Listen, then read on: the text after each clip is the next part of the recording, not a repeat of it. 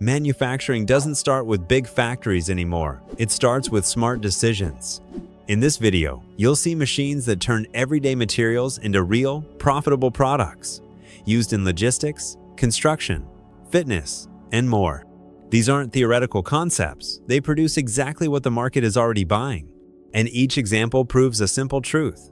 You don't need complexity to create value. Let's break down how they work, what they cost, and how much you can earn. This is one of those cases where a simple ribbon becomes a full-fledged product with packaging, branding, and a solid markup. Headbands for sports, beauty routines, or yoga are compact accessories that can be produced by the hundreds per day without a complex workshop or even a sewing line. Though technically, it's a small sewing operation.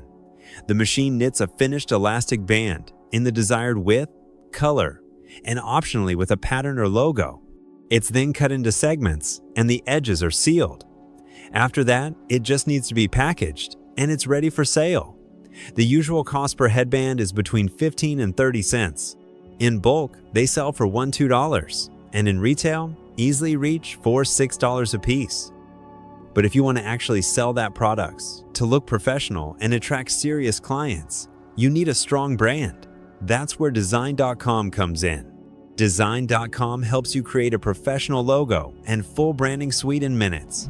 Just type in your business name and industry, and it instantly generates thousands of unique logo options, all handcrafted and exclusive to the platform. You can edit everything: colors, fonts, layout, and when you're ready, download all the files you need. And it's more than just logos. Design.com gives you tools to create business cards, social media posts, flyers, even a website, all matched to your logo and brand colors automatically. If you're just getting started, you can get up to 88% off your first logo. Visit Design.com to try it out for free.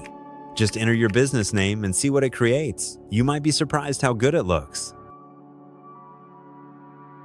Laying rebar and tying it on site takes forever.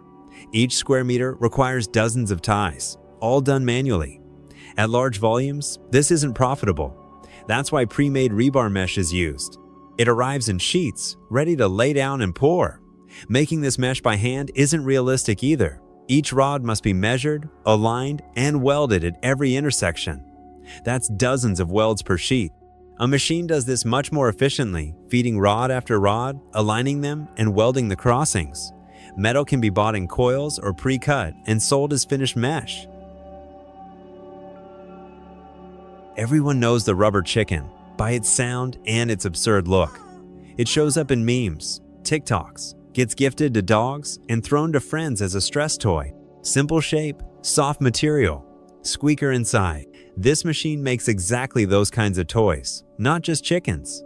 Any shape that can be molded from soft plastisol. It could be a ball, pet toy, stress figure, or just a silly squeaky item. The best part is the volume. The production cost of one toy can be under 20 cents, and it can retail for $3–7. The mold is the key. You can have one custom made, or use standard options: ball, duck, figurine. Wet wipes are a common item in travel kits, first aid kits, or everyday carry. But there's a format that serves the same function while taking up less space and having no expiration concerns: compressed dry towels. They're activated with water and expand to full size. This product is easy to store and ship. It weighs less, doesn't need airtight packaging, and fits into boxes dozens of times more efficiently than standard wipes. One blank costs just a few cents, but in a set, it becomes a product with several times the markup. A ready-made machine for this production costs around $16,000. And at the start, you can work with just one mold and one type of packaging. Fresh flowers don't last long. Artificial ones can last for years. But when people hear artificial flowers, they often imagine something outdated, faded roses in office lobbies or cheap supermarket bouquets. But things have changed. Today, the demand is shifted toward decor, visual merchandising, window displays, and events. The flower itself is made through molding. All you need is plastic, a mold, and pressure. Heated plastic is injected into the mold, where each petal, stem, and leaf is a separate piece. Once cooled, they're removed and assembled. The molds can vary, From simple daisies to complex succulents. Clients usually don't buy them one by one, but in collections. You can use standard shapes or develop your own line. There are many ways to work with metal. Some cut it for sharp angles, others turn blanks into complex parts.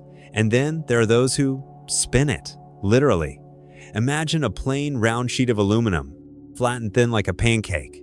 You mount it on this machine, a CNC metal spinning lathe, and in a few minutes, you get a dome, or a cap, or a deep, perfectly symmetrical bowl that looks like it was stamped. But this isn't stamping. It's all done by spinning and pressing with a roller, without welding or noise. What can you make? Light fixtures, aluminum reflectors, lampshades, domes. The market is huge, especially if you add powder coating. Here's an example of a machine designed to work in a hangar. There's space for the production line, raw material storage, and the ability to support continuous operation. Plastic is fed in, then goes through extrusion, corrugation, cooling, and winding. The process runs non-stop, unless a diameter change or reconfiguration is needed. These hoses have many uses. Some channel air or dust. Often, they're hidden, serving as cable or hose guides. One familiar use is vacuum cleaners, where the corrugation needs to be light and flexible. When you know how to establish agreements, distribution is just a matter of time. Plastic and paper straws are nothing new, but rice straws, which you can use and then eat, are something different. And this machine isn't limited to just straws. It can also make ice cream sticks, stirrers, and even edible utensils, depending on the mold and attachments. The base is rice or corn flour. First, the mix is kneaded to the right consistency. Then the extruder shapes the product, followed by drying and heat treatment. The most important part, the market is just emerging, so entering now puts you several steps ahead of the competition. Over 60 million square yards of textured metal are sold annually in the US, all for one purpose: to make surfaces safe and wear resistant. On floors, in vans, and interiors, it works everywhere, and it always looks impressive in its own way. An embossing machine gives the metal this character. A single sheet goes through the rolling process and comes out with a clear texture. Any sheet metal of the required thickness can be used. One aluminum sheet costs about $12. After rolling, it sells for 3 to 4 times more. You're not just processing metal, you're producing a material that goes straight into use. When starting production, especially on a small scale, it's hard to guess what will sell better, one product or several. With this equipment, you don't need to commit in advance. It lets you test different ideas without changing machines or reworking processes. One day you're working with leather, the next with rubber or foam. All of it fits into one production cycle. The focus shifts from the material itself to what you can cut from it. One of the most practical entry points is making car floor mats. They're easy to adapt to specific models, and the market's already there. New cars, replacement sets, seasonal demand. Just cut the shape, add edging and a backing, and it's ready for sale. What about something that seems complex at first, like cable? It consists of 2 elements, the conductor and the sheath. The conductor is copper wire, usually solid or stranded. It's not made on site, it's purchased pre-made on spools. That's cheaper and simpler. The market offers plenty of options with different gauges and lengths. The sheath, however, is the key part. It's made from modified PVC, not the standard type, with flame retardants that prevent it from sustaining combustion. This material comes in pellet form. The granules are fed into an extruder, which heats the mix to the right viscosity and evenly coats the conductor. Through water cooling and automatic thickness control, the final cable is produced, with the major advantage that you control its specifications. Brickmaking machines are familiar to many. Load the clay, extrude it, cut it, simple enough. But this approach has its limits. A brick is always a rectangular block, nothing more. This machine is the next step in the same technology, but with much broader possibilities. Here, clay is also extruded under pressure, but instead of a simple rectangular mold, you can set any shape. Roofing tiles, textured panels, decorative borders, all possible. These machines allow you to produce customized items without changing the basics. Same clay, same firing process, same workflow. The foil you see on store shelves doesn't come off the production line ready to go. A wide strip of metal is first cut, then either rolled into narrow spools or folded into sheets. Both require processing, but the sheet version has more steps. Sheets are easier to use. To produce them, the foil is cut not just by width, but also by length, then stacked neatly. That's exactly what this machine does. It pulls foil from the roll, cuts it to size, and stacks each layer precisely. Embossing can be added if needed. The slight texture strengthens the foil and helps it hold shape during baking. It's the same foil, just in a different format and at a higher price. Tires are one of the heaviest types of waste. They're hard to store, don't decompose, and burning them isn't an option. That's why industrial recycling relies heavily on shredding. After that, you get a material with a predictable fraction that doesn't require further sorting or complex preparation. Rubber crumb, suitable for various applications. Some send it into a thermal press to make impact-resistant tiles for gyms. Others use it to produce weighted elements, like barbell plates with casings formed from recycled rubber. It can also be used to make flexible rubber hoses. And there are many people working with rubber. For some, it's a byproduct. For others, the core of their business. You can easily become one of them if you decide this direction is right for you. The thick paper bags used for delivery orders or fast food takeout are made with machines like this. You'll need a roll of heavy-duty paper, usually kraft, which you can buy from print shops or packaging suppliers. The roll is set at the start of the line, and everything runs automatically. The paper unwinds, gets cut to size, folded, glued, and the bottom is formed. Add a simple printing section, and you can apply logos or text on the spot. That makes finding clients easier.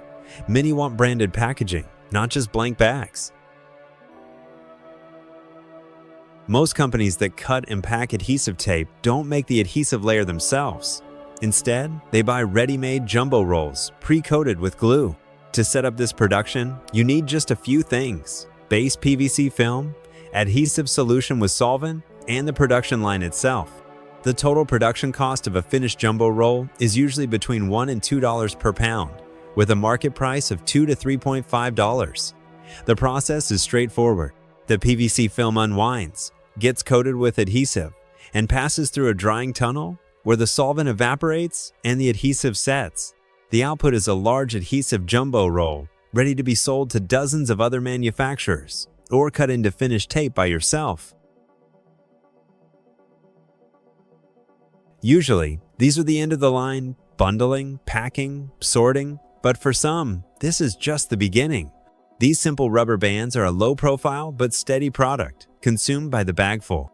To launch production, you need about 430 square feet, the machine, and raw material, either latex or thermoplastic elastomer. Latex is softer and cheaper, while TPE is hypoallergenic and has a longer shelf life.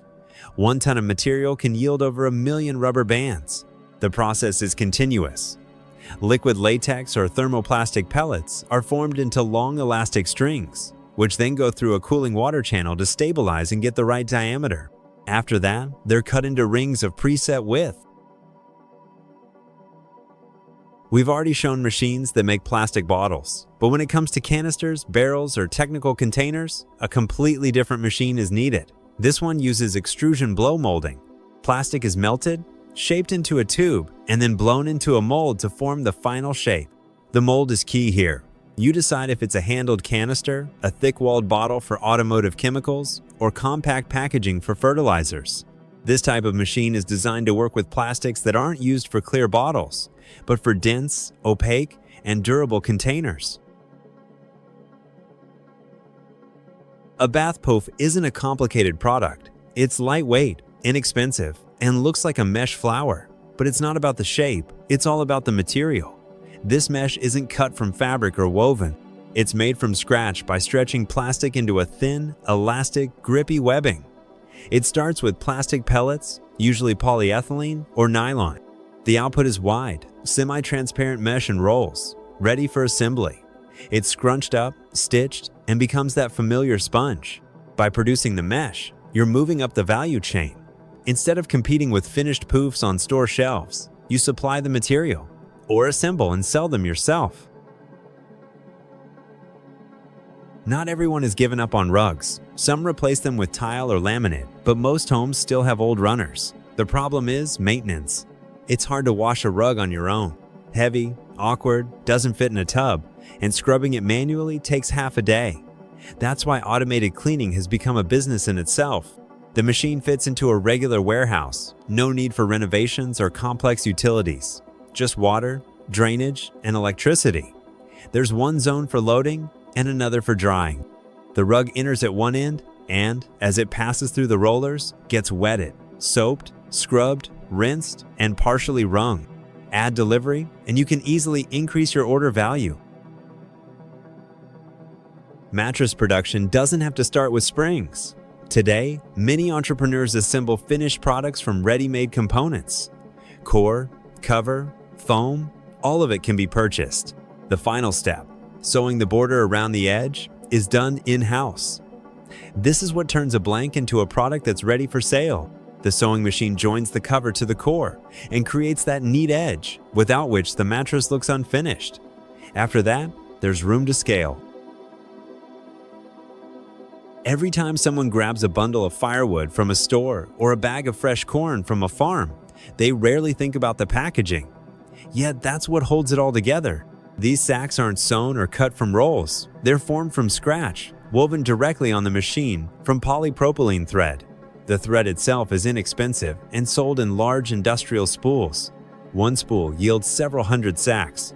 The cost per bag is just a few cents. But in a warehouse or wholesale shop, this packaging can be sold for 5-6 times more. You can boost the markup by adding handles, drawstrings, or your own logo. Ziploc bags are familiar packaging for clothes, textiles, and light accessories. They're often used for shipping products to customers, protective and neat-looking. The problem is, most are made from thin material. As soon as the item is unpacked, the bag becomes trash. But a slight change in approach can change perception. Thicker plastic, clean-cut edges, a nice semi-matte surface, and suddenly the bag is reusable. The logo on the front keeps working even after the purchase. Producing these bags doesn't require a complex line. A single machine is enough. It shapes the bag, seals the zipper, and welds the side seams. It works with roll-fed material, standard polypropylene. The cost of such a machine is about $13,000. That's enough to meet the needs of small local brands that have packaging, but not quality packaging yet. The supplement market sees new trends every year, but some products have already secured their niche. One of them is lion's mane mushroom capsules. This is not a psychedelic or exotic mushroom. It's legal, sold in the US as a dietary supplement, and considered a mild nootropic. Said to support focus, memory, and overall nervous system health. It's usually sold in capsules because the powder itself isn't very pleasant. Lion's mane powder can be sourced from certified suppliers. It's often blended with other mushrooms or adaptogens like ashwagandha. The cost per capsule is just cents, especially if ingredients are bought in bulk. But the final retail price per bottle, 60 capsules, ranges from $18 to $35. Have you ever heard of fencing where each joint isn't welded or twisted, but clamped individually? This design is often used for large plots of land, focused not on looks but on tension, pressure resistance, and durability. The machine feeds horizontal and vertical wires one by one. At each crossing point, a special mechanism places a clamp, twists the joint, and compresses it so it can't move. The finished mesh is then rolled up automatically, ready for shipment. This machine makes what seems like the simplest item, rope. But in reality, it's a strong, durable, and highly demanded product made from polypropylene thread and used in everything from agriculture to maritime transport. The machine doesn't work with raw materials, but with pre-stretched threads. These are fed through tension rollers, twisted into strands, and formed into rope. You can make 3 or 4-strand rope, change colors, diameters, or even the winding type. Ready-made thread can be sourced from China for as little as $0.5 per pound, enough for dozens of feet of product. Usually, each material needs its own equipment, one for metal, another for stone, another for glass. That limits orders and clients. This machine solves that problem. It lets you work on various tasks and take on orders you'd normally have to decline.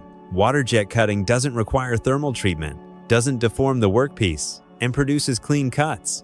That matters when working with expensive or delicate materials. The CNC control system enables both basic technical cutting and complex design shapes. Beyond custom jobs, you can also create your own products and sell them on Etsy or similar platforms. And if you don't have your own designs, you can always find suitable models online. It's hard to imagine modern construction without metal pipes. And while such products used to require huge factories, today a complete production line can fit inside a warehouse, covering the full cycle from stainless steel coil to polished pipe. It starts with a steel sheet. It passes through leveling sections and into forming rollers. Here, the metal is gradually bent into pipe shape.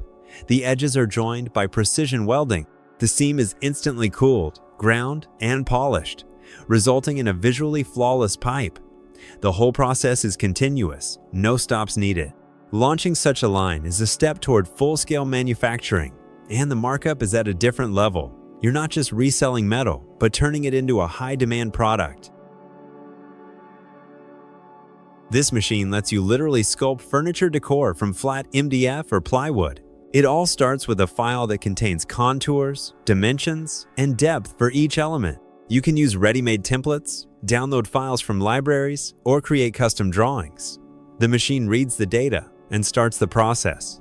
It automatically switches between bits, cuts out the shape, mills, recesses, and drills mounting holes.